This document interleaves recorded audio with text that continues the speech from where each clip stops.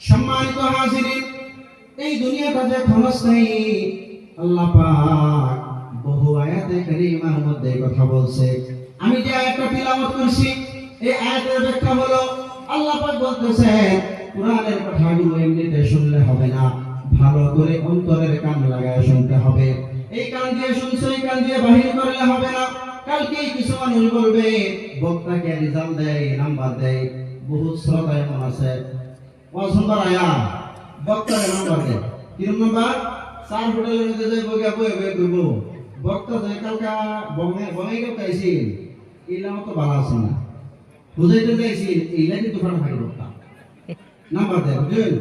বঙ্গাই কেউ কাইছি যে ভালো আছে না, তো কোরআনের কথাই কইছে ডঙ্গাই ভালো না, তো সুর স্বর্গ তো সুন্দর না, নাম্বারটা দিচ্ছে বেরিয়েছেন। এরকম ভাবে এই আমার মেরে বেরোতে চাইছি, বয়ান তো ভালাই করছে, কি করছে বসে হেডা তো যেত না, বয়ান ভালাই করছে কিন্তু কি করছে যে এই 2 ঘন্টা তো চিল্লাই লুমাই গেছে, একটা শব্দ হয়েছে না লাগ করে চাই দিচ্ছে, এটা বয়ান নাকি? আমরা একটা বেমার করছে, বেমারটা হয়েছে সুরে, এটা একটা বেমার। এক বেড়া স্যারার জ্বর হয়েছে, এরকম আদরের সারা ডাক্তারের ঘরে গেছে, ডাক্তারের জ্বরের বড়ি দিছে, জ্বরের বড়ি তো বিরাট মেয়ে আছে জানুন না, কয়েকজন মাথা লাগে গেছে জ্বরের মিড়া না তিতা, জ্বরের এরকম কোনো বড়ি নাই যে বড়ি মিড়া থাকে, সব তিতা। যত ধরনের বড়ি আছে জ্বরের কি তিতা। ওখানে এই কটা চিন্তা চলে গেছে, আমার যে আদরের সারা, এই সারা তো তিতার নাম মনে লাগলে বমি করে, ডাক্তার এই তিতা বাদ দেবে গরমে বুঝতো না, কারণ জ্বরের বড়ি তো সব তিতাই, ওষুধ দিবার হেরাও একটু করবা হইব, হ্যাঁ বড়ি তো খাওয়াবার একটা রাস্তা বাদ হইব। পেছা আনি সারা মিড়া কিরম ভালো হাঁটো, মিড়া লেগে হাঁটলা, মিড়া লেগে তো 2টা বড়ি দিছি, 2টা গোলা কিনে নেই, গোলার ভিতরে বড়ি বড়ি দেবেন, বড়ি খাইবো, গোলা খাইবো, ভালো হইব। বুদ্ধিটা খারাপ না বলা, এই বুদ্ধিমতো কাম। গোলা 2টা কিনে নিছে, নেওয়ার পরে তা গোলার ভিতরে বড়িটা ভরে দিছে, বাচ্চারা দিছে খাইবার লেগা, বাচ্চা দৌড়া খাইছে। তখন বাবা জিজ্ঞেস দিছে, বাবা গোলা খাইছ? তো খাইছি। তো ব্যাগটা খাইছ? তো ব্যাগটাই খাইছি, খালি গোলার ভিতরে গোড়াটি আছে, গোড়াটি ফেলাই যাবে। গোল্লা দৌড়াই গেছে কিন্তু কি ফেলাই দিছে? গোল্লার ভিতরে গোড়াটি। এই যে গোল্লার ভিতরে গোড়া ফেলা, যদি এরকম 10টা গোলা খাতা জ্বর ভালো হইব। আর এই যে এই বড়ি যেটা জ্বরের বড়ি, এই বড়ির নাম হচ্ছে কোরআন ও হাদিস।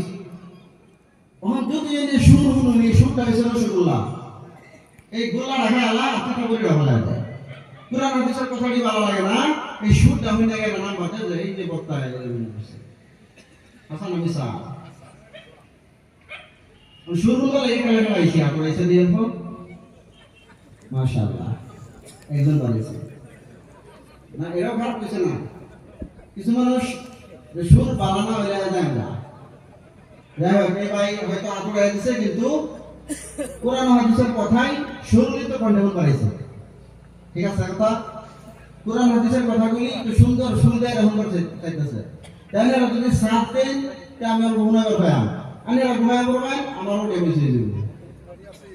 আসুন ইনশাআল্লাহ।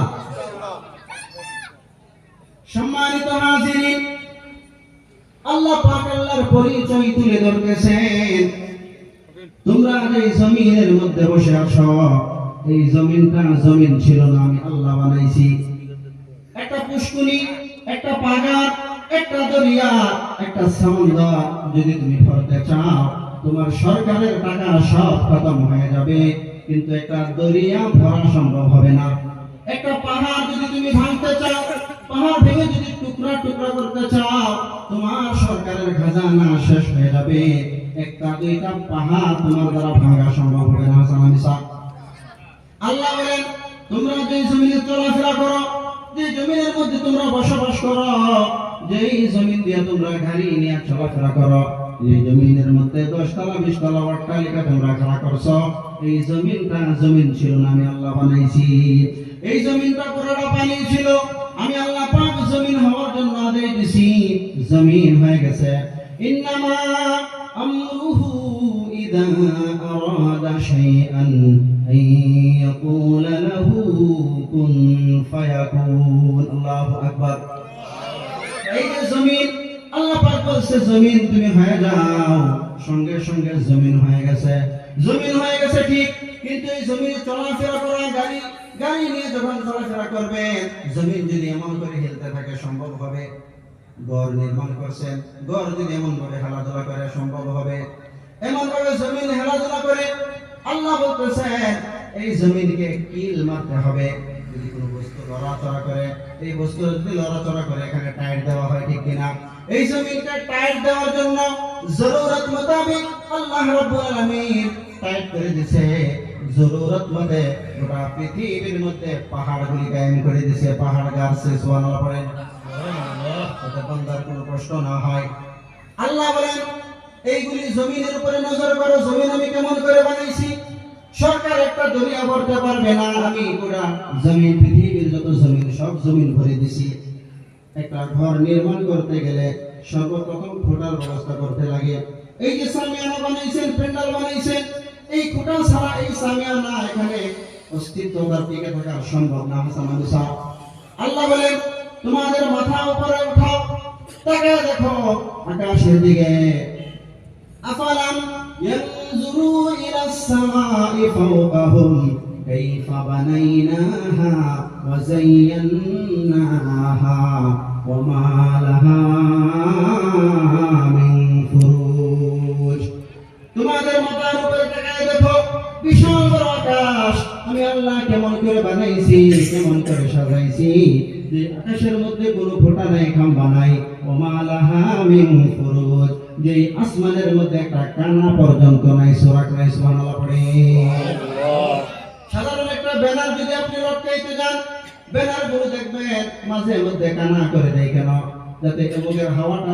এদিকে আসতে পারে হাসান আমিসা না হয় পড়ে যাবে ছিঁড়ে যাবে ফেটে যাবে আসমান আল্লাহ পাক বলেন এত বিশাল আকাশ আমি বানাইছি যে আকাশের মধ্যে কোনো ফোঁটা নাই একটা সুরাক পর্যন্ত আমি রাখি নাই আমি আল্লাহ পাক আসমান বানায়া ফেলেছি সুবহানাল্লাহ পড়ে যত বস্তু দুনিয়ার জমিনে আল্লাহ বানাইছে সবগুলো শুধু বলছেন কুন হয়ে যা সঙ্গে সঙ্গে হয়ে গেছে আসমান আল্লাহ বানাইছেন কুন ফায়াকুন বইলা জমিন আল্লাহ বানাইছেন কুন ফায়াকুন বইলা চন্দ্র সূর্য নক্ষত্র পাহাড় পর্বত যা কিছু আমরা দেখতে পাই সব কিছু আল্লাহ কুন ফায়াকুন বলে বানাইছে কিন্তু আপনাকে আমাকে কুন ফায়াকুন বলে বানাই নাই ফেরেশতাদেরকে যখন হুকুম করছে ইনসানকে বানানোর জন্য বলে এই বান্দাদেরকে কেমন ভাবে নকশা দিব কেমন করে বানাইবো আল্লাহ বলেন লৌহে মাহফুজের বোর্ডের দিকে তাকায় দেখো আমার কিয়ামত তক আনে আলা যত বান্দা হবে সবার নকশাগুলো লৌহে মাহফুজের বোর্ডের মধ্যে দেওয়া আছে ফেরেশতারা ডিজাইন করছে আঙ্গুল 22টা হবে না 20টা হবে মানুষটা খাটো হবে না লম্বা হবে কালো হবে না সুন্দর হবে ফেরেশতারা ডিজাইন করছে ফেরেশতা যখন মুখের মধ্যে হাত দিছে আল্লাহ বলে সাবধান এই মুখ মন্ডল আমি নিজ হাতে বানাইবো খালাকতু বিয়াদাইয়া আমি আমার বান্দা বান্দির মুখ মন্ডলটা আমি আল্লাহ নিজের হাতে বানায় দিব সুবহানাল্লাহ আল্লাহ পাক ফেরেশতাদেরকে বলেন আমার বান্দা বান্দির মুখ মন্ডল এই জন্যই আমি বানাইবো কারণ হইছে এই বান্দা বান্দির মুখের মধ্যে একটা দামি অঙ্গ আছে যে অঙ্গটার নাম হলো কপাল ভাই আওয়াজ বন্ধ করেন ভাই আওয়াজ বন্ধ করেন